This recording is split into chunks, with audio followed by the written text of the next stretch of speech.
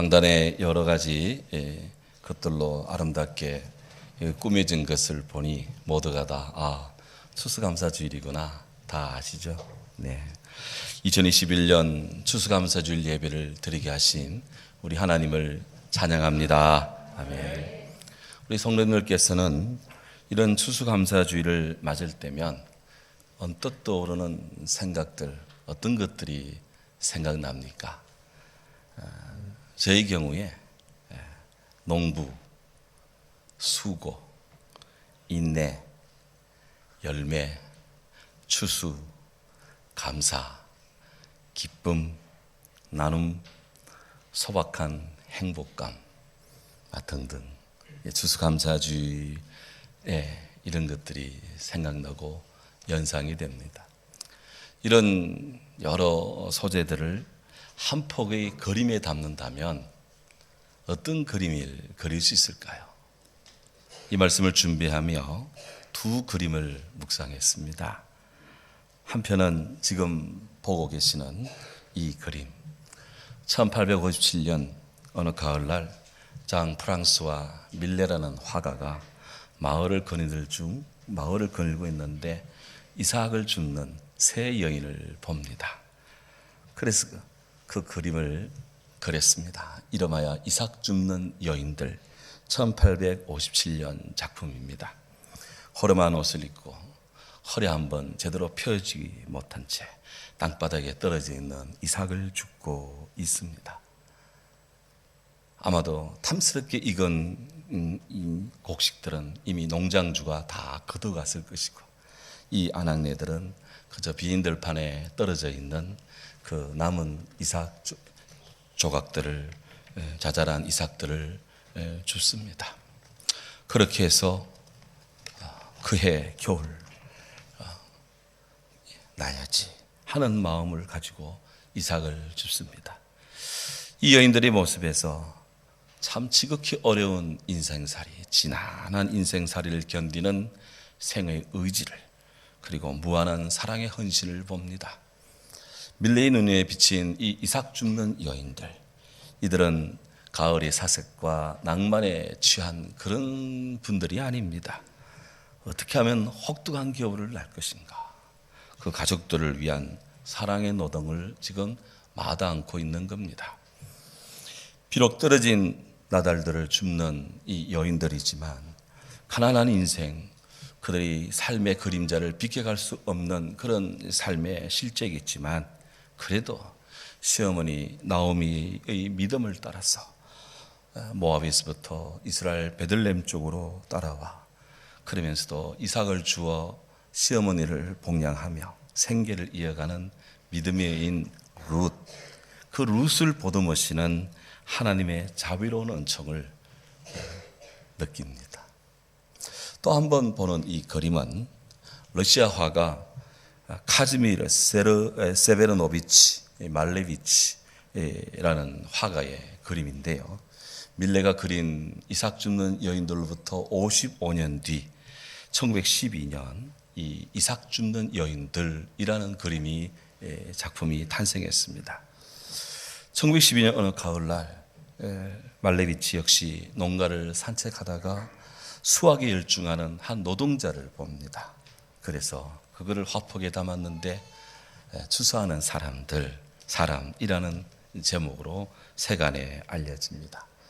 밀레가 농민들의 고단한 삶을 재현한 것이라면 이 말레비치는 추수하는 사람의 그 강렬한 몸짓에서 드러나는 생의 의지를 발산하고 있는 그런 작품입니다.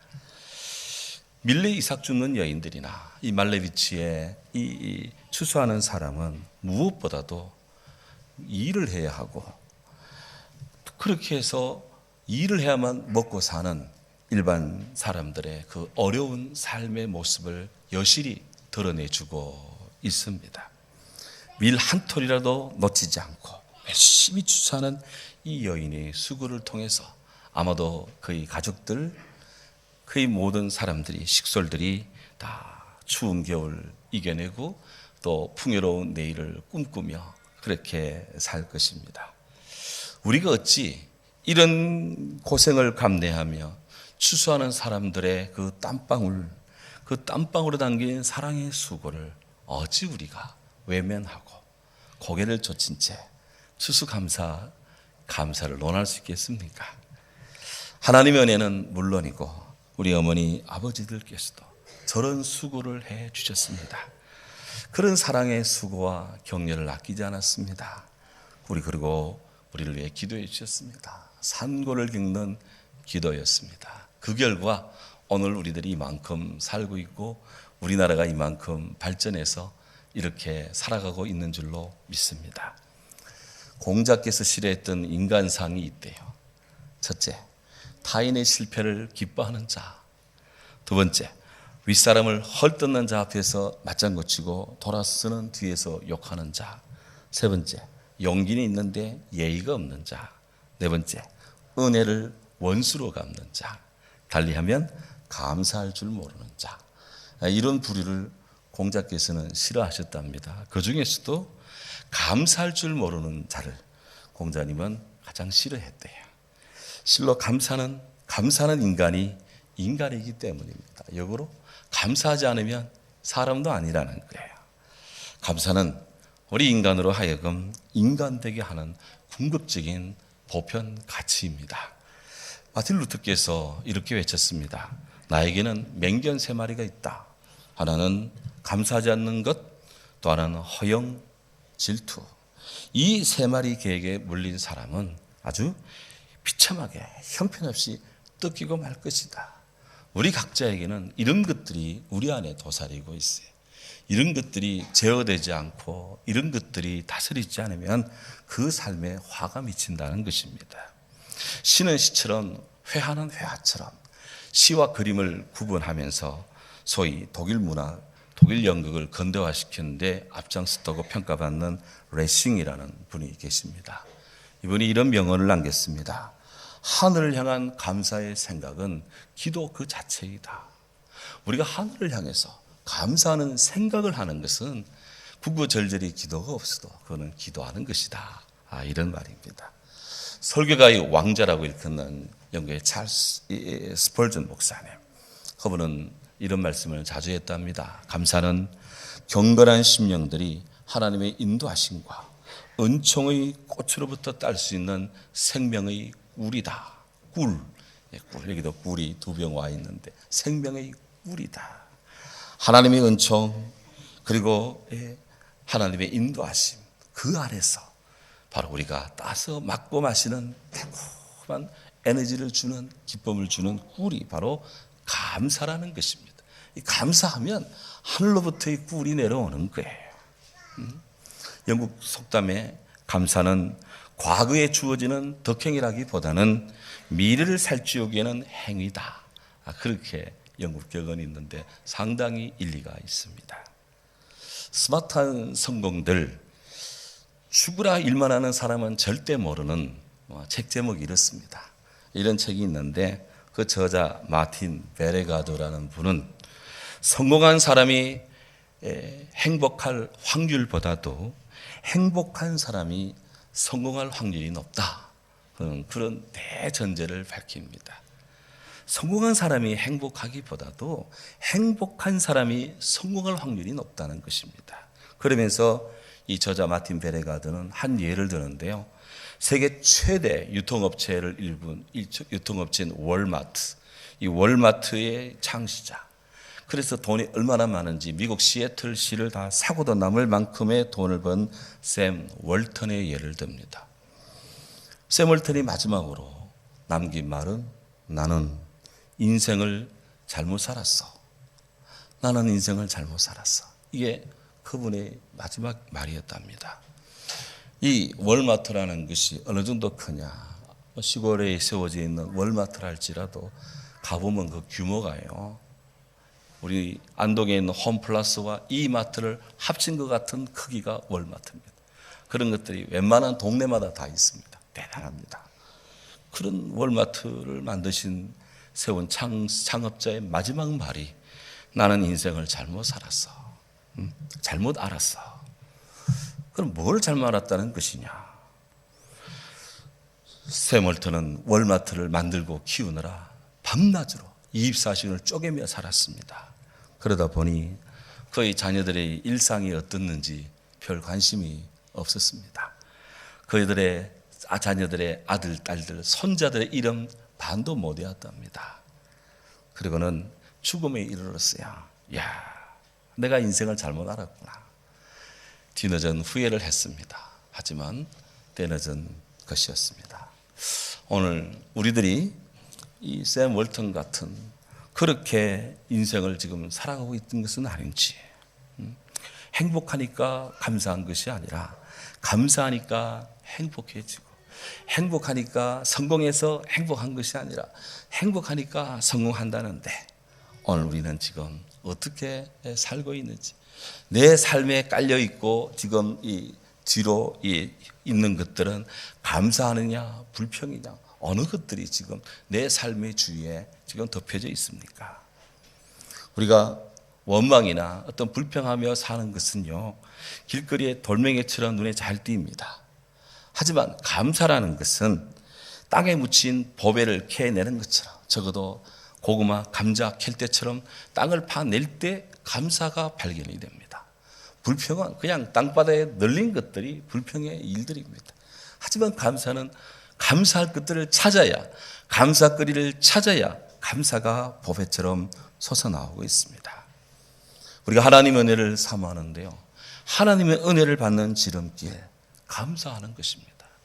감사의 믿음을 회복하는 것이 하나님의 믿음으로 사는 첩경입니다. 추수감사절은 신앙의 자유에 대한 열망에서 비롯된 믿음의 절기입니다. 남아메리카를 개척한 스페인, 포르투갈 사람들은 금을 찾기 위해서 엘도라도의 꿈을 꾸고 남아메리카, 우루과이, 아르헨티나, 칠레, 브라질을 개척해 나갔습니다. 하지만 이 추수감사절을 만든 오늘의 미국을 잇는 그들의 이 사람들은 바로 신앙을 찾기 위해서 신대륙을 찾았고요. 그렇게 해서 그들은 감사함으로 하나님 앞에 예배드림으로써 그들의 건국정신을 세웠답니다. 오늘날 이 아메리칸 드림을 논하는데 찬란한 물질 문명, 기회 균등, 자유의 나라 이야기하는데 그 모든 저변은 기독교적인 정신, 기독교적인 사상, 성경적인 이 철학이 거기에는 깔려 있습니다. 바로 이런 것들 기초를 놓은 사람들이 바로 신앙을 찾기 위해 미국으로 이주한 청교도들이었습니다. 청교도들이라 하면 종교개혁의 역사와 함께 논해집니다. 독일을 중심으로 독일어권에는 마틴 루터를 중심으로 한 독일권 개혁이 일어납니다. 스위스에는 독일어권에서는 쯔빙글리가, 프랑스어권에서는 존 칼빈이 종교개혁을 일으킵니다. 영국은 스코틀랜드 북쪽 지방에서는 존 낙스를 중심으로 종교개혁이 일어납니다. 그런데 영국 본토는 조금 색다른 종교개혁을 합니다. 예배 형식은 미사 형식을 취합니다. 그리고 그 안에 설교를 강화합니다. 이게 소위 영국 교회의 개혁, 종교개혁의 모습인데요. 영국의 왕실이 주도를 해서 이 개혁을 이루었습니다. 영국 국교회라고 하는데요, 우리나라에는 성공회라고 그렇게 우리나라에는 알려지고 있습니다. 1934년 이런 예배 형식적 측면에서는 미사를, 그리고 그 안에 설교를 가미한 이런 종교개혁을 이루었는데, 유럽 대륙 곳곳에서 종교개혁의 뜨거운 열풍, 오직 믿음으로, 오직 성경으로, 오직 하나님의 은혜로 이 하나님의 역사를 맛본 주의 성도들은 영국 교회의, 영국 정부의 그 뜨뜻미지근한 이 종교개혁이 마음에 양이 차지 않는 거예요. 그래서 그들은 하나님 말씀 중심의 예배를 드리고 싶은 열망이 있었고, 그러한 뜻을 같이 하는 사람들끼리 모여서 예배드리기를 시작을 했습니다. 영국 국교회를 이끈 영국 정부와 또 국교회 당국자들의 눈에는 가시였습니다. 위험스러운 일이었습니다. 그래서 영국 황제의 명으로 영국 국교회 예배 외에 다른 형태의 예배를 드리는 사람들에게는 벌금을 물리고 심하면 처형도 하겠다라는 강압 정책을 폈습니다. 영국 청교도를 이끌고 있던 헨리 바로우, 존 그린우드 같은 이런 목사님들이 이때 목이 잘리는 처형을 당했습니다. 그럼에도 불구하고 정치든 신앙이든 억압을 당하는 상황에서야 자유가 얼마나 소중한지를 알죠.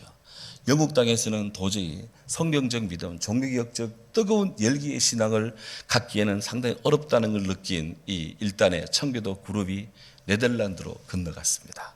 네덜란드에 가서 거기서 자유의 믿음 생활을 했습니다.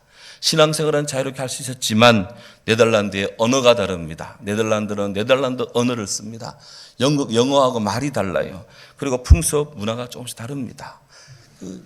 엄청난 바이킹의 후손들 네덜란드 사람들이 그래도 신사화된 영국과는 뭔가 차이가 있는 것 같아요. 적응이 잘 안 됩니다.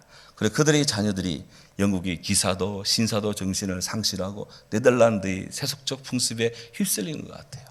이래서는 안 될 것 같다는 그런 통절한 생각 속에 이 신앙의 이 자유자들, 신앙의 순례자들이 뜻을 모읍니다. 11년간의 네덜란드 생활을 청산합니다. 그래서 기도하면서 배를 한 척 마련했습니다. 5월의 꽃이라는 메이플라워를 타고 그래서 일단에 150명이 그 배에 성선해서 65일 동안 항해를 거듭한 끝에 1620년 12월 11일 지금 보스턴 북쪽에 있는 플리머스 항에 도착을 했습니다. 그게 존 F 케네디 지역구예요. 예, 거기에 딱 도착을 했습니다.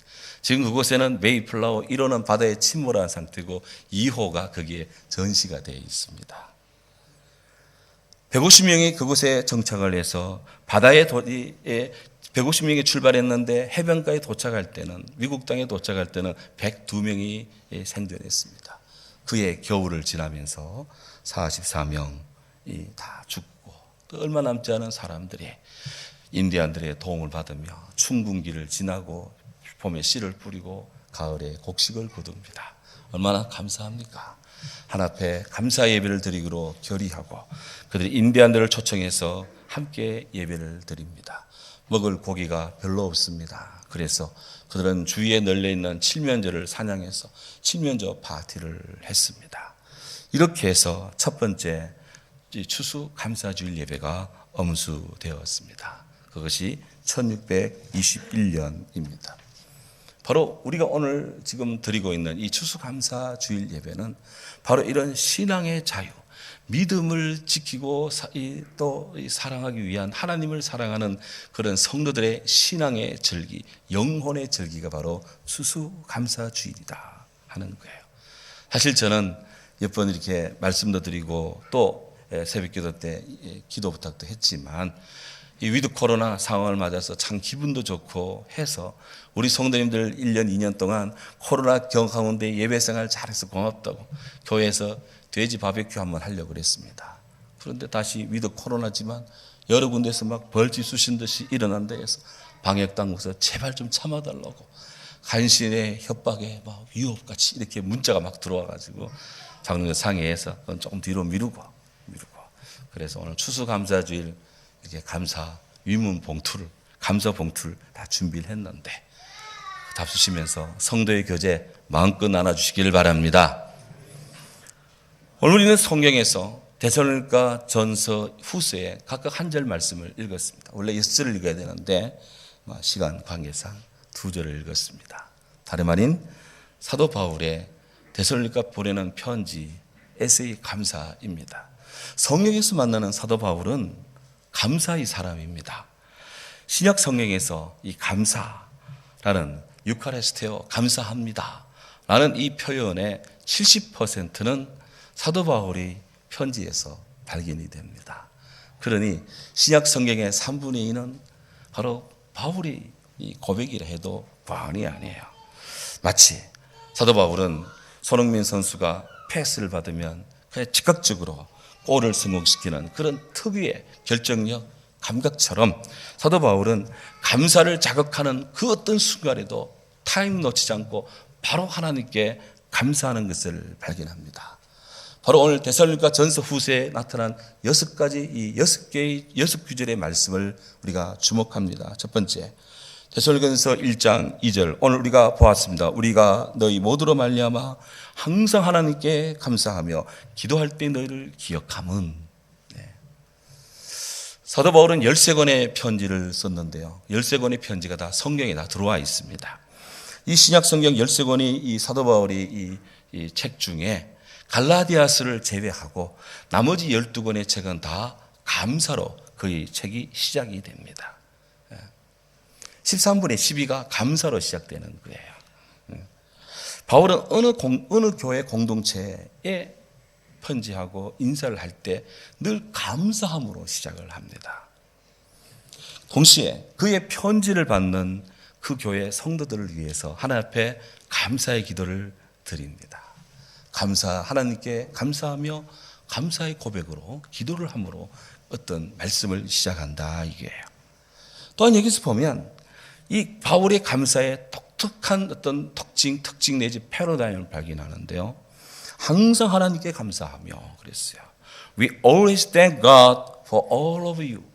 우리는 항상 하나님께 너희를 위해 감사한다. 이렇게 감사 고백을 합니다. 항상 하나님께 always 항상 감사를 멈추지 않는다는 거예요. 항상 thank God 하나님께 감사한다. 데살로니가 교인들이 신앙적 생활이 훌륭했습니다. 1장 3절에 보면 그들이 믿음의 역사, 사랑의 수고, 소망의 인내가 탁월한 교회였습니다. 그런데 내가 데살로니가 교인들에게 감사하노니 아닙니다. 데살로니가 교회에 감사하노니 아닙니다. 하나님께 감사하노니. 이 신앙이 훌륭하고 토양이 좋은 교회 성도들 하나님께 먼저 감사하는 것입니다. 사랑하는 여러분, 여한 교회나 여한 그리스도교 공동체, 여한 성도로 할지라도 우리 하나님 앞에서 자랑하거나 우리 하나님 앞에서 만족을 내세울 수가 없다. 이 모든 것이 누구로부터 시작되느냐? 하나님께부터 시작이 됩니다. 그렇기 때문에 먼저 항상 하나님께 감사한다는 것이죠. 이어지는 데살로니가 전서 2장 13절 말씀을 봅니다. 2장 13절에 성경 읽고 말씀 나옵니다. 같이 한번 읽도록 하겠습니다. 이러므로 우리가 하나님께 끊임없이 감사함은 너희가 우리에게 들은 바 하나님 말씀을 받을 때에 사람의 말로 받지 아니하고 하나님 말씀으로 받음이니 진실로 그라도다. 이 말씀이 또한 너희 믿는 자 가운데서 역사하느니라. 아멘. 사도 바울은 데살로니가 교회 성도들이 지금 믿음 생활 견실하게 아름답게 교회가 성장하는 것, 그것을 보고받고 그것을 들으면서 하나님 앞에 감사드리고 있습니다. 특별히 데살로니가 성도들이 사도 바울이 전하는 말씀을 사람이 특별한 언설, 가르침, 어떤 교육, 어떤 뛰어난 티칭으로 보는 것이 아니라 사도 바울이 전하는 그 말씀을 하나님 말씀으로 받은 것에 대해서 감사하고 있습니다. 그렇습니다. 오늘 우리 성도님들이 예배를 드리며 설교 시간에 부족한 제가 이렇게 설교하고 혹은 우리 김도경 목사님이 설교하고 또 어떤 분이 설교할 때 그는 한 인간 어떤 한 분의 어떤 이야기가 아니라 하나님 말씀으로 받는 것. 데살로니가 교인들은 그 말씀을 하나님 말씀으로 받았고 믿었고 인정했고 수용했다는 것입니다. 이래서 하나님 앞에 감사하는데 감사하되 오늘 성경에 따르면 끊임없이 감사하며 그랬습니다. Continually 계속해서 감사하며 단절되지 않고 감사하며 연속적으로 감사하며 할렐루야. 세 번째로 데살로니가 전서 3장 9절 말씀 여기 나옵니다. 같이 읽습니다. 우리가 하나님 앞에서 너희로 말미암아 모든 기쁨으로 기뻐하니 너희를 위하여 능히 어떠한 감사로 하나님께 보답할까. 데살로니가 교회가 계속 부흥합니다. 계속 성장합니다. 믿음이 좋아지고 있습니다. 믿음과 사랑의 기쁜 소식을 바울이 듣습니다. 어떠한 감사로 하나님께 보답할고 하면서 참으로 교회 성장으로 인해서 뛰는 가슴, 그 감사의 고백을 하나님께 드리고 있습니다. 우리가 여러 가지 일이 잘 될 때 어떻게 감사해야 될 것인가? 자녀들이 잘 돼요, 일이 잘 돼요, 농사도 어려운 가운데서도 돼요, 뭐 이것도 돼요, 저것도 돼요. 잘 될 때, 야, 하나님 어떻게 감사하지? 그런 고민 해보십니까? 예. 바울이 지금 교회가 막 잘 되고 있습니다. 데살로니가 교회가 말이죠. 우리가 하나님 앞에 어떻게 감사할까? 거룩한 소망을 가지고 기도하고 있습니다. 그 기도가 감사합니다. 네 번째, 데살로니가전서 5장 18절. 같이 여기 말씀이 나옵니다. 읽습니다. 범사에 감사하라. 이것이 그리스도 예수 안에서 너희를 향하신 하나님의 뜻이니라. 아멘. 너무 유명한 말씀입니다. 당시 데살로니가 교회는 형편이 비단 카페트 깔려 있고 그냥 온갖 것들이 만족스러운 상태 아닙니다. 데살로니가 교회도 핍박과 환난에 직면해 있었습니다. 하지만 바울은 그런 위급한 상황에서라도 범사에 감사하는 것이 하나님의 뜻임을 강력하게 지금 말씀하고 있습니다. 그래요. 세상은 늘 유동적입니다. 세상은 영원하고 불변한 진리가 아닙니다.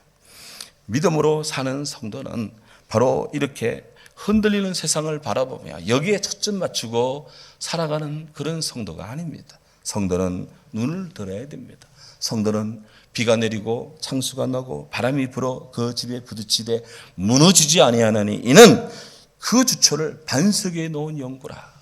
그 주초를 예수 그리스도 우리의 영원한 터전 되시는 예수님께 놓은 연고라. 바로 우리는 예수님께 터를 세우고 예수님께 중심을 잡고 예수님께 관심을 포커스를 맞추고 살아가는 존재입니다. 기독교 할 때 기자가 터 기자입니다. 터 기자. 우리 예수님이 터란 말입니다. 그라운드라요. 기초예요. 그래서 우리는 약하나 주님은 강하십니다. 우리는 부족하나 주님은 풍성하십니다. 세상은 요동칩니다. 하지만 우리를 사랑하시는 하나님의 은혜는 흔들림이 없습니다. 바울은 바로 이것을 봅니다. 그래서 요동치는 세상에서도 범사에 하나님께 감사하세요. 불평불만의 돌멩이에 우리가 사는 것이 아니라 감사의 제목들을 캐며 사는 범사의 모든 상황에서 in all circumstances 모든 상황에서 give thanks to God 하나님께 감사하라. 그렇게 바울이 촉구하고 있는 거예요. 다섯 번째 데살로니가 후서 1장 3절에 오늘 우리가 읽었던 말씀도 나옵니다. 같이 읽습니다. 형제들아 우리가 너희를 위하여 항상 하나님께 감사할지니 이것이 당연함은 너희 믿음이 더욱 자라고 너희가 각기 서로 사랑함이 풍성함이니 아멘. 사도 바울은 데살로니가 후서를 정비하면서도 감사로 시작을 하고 있습니다.